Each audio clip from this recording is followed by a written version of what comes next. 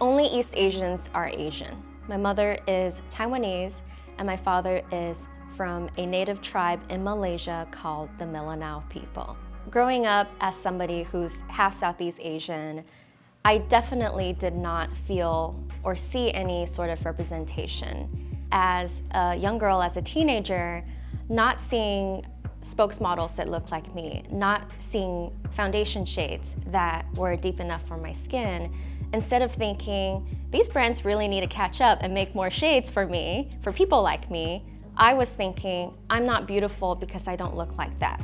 And through my journey of building Orcé, I've also connected with many customers who aren't East Asian, who are South Asian, Indian, Pakistani, or Southeast Asian, Cambodian, Thai. People forget they're Asian. A lot of people think that you're only Asian if you're Chinese, Japanese, or Korean. But that's not true because we're extremely diverse and we're extremely colorful. Only fair skin is beautiful. Growing up in Singapore, growing up in Taiwan, I was often bullied for my skin color because I was a lot darker than my peers, than my relatives. And often I was told that I was the wrong type of Asian because I grew up in a society that even till today largely believes that you're only beautiful if you have fair skin.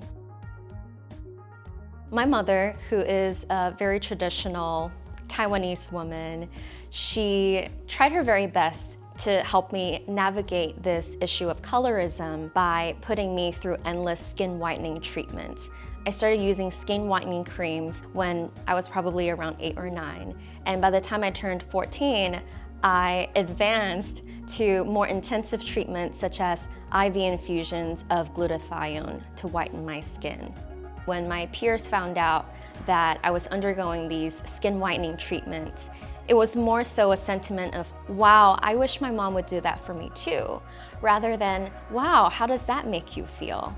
Because of that, I really want to start changing this really unhealthy notion of only fair, only white is beautiful. Western features are more beautiful. Anyone who spent time in Asia or even grew up in Asia would probably be familiar with double eyelid surgery, perhaps even rhinoplasty, or in recent years, a procedure that involves shaving the jaw to create a smaller face and more contoured profile. And the goal for these procedures is really to create features that are traditionally more common amongst Caucasians.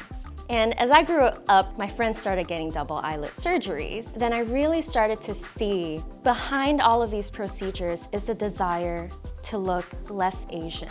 This idea that the less Asian you look, the more Caucasian you look, the more beautiful you are. All Asian women are skinny and petite. Growing up in Asia, I was curvier than my peers, than my relatives, and I was often told that I was fat.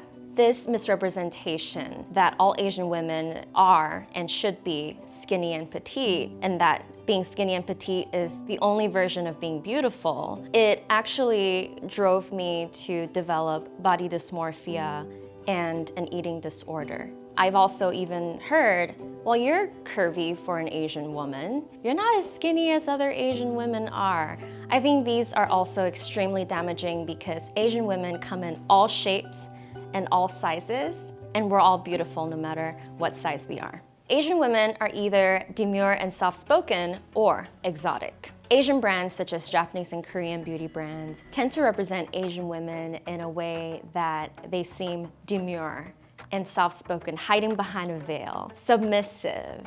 Western beauty brands, they tend to portray Asian women as exotic, as sexualized, fetishized characters. None of these are true. I think Asian women are multidimensional. Asian women can be go-getters. Asian women can be loud and sassy and courageous. We're not being represented that way. As a young girl who loved beauty and was largely influenced by beauty brands, I saw the power that brands had on influencing the way young women perceive of the word beauty. And so I want to portray Asian women as women who are a force to be reckoned with.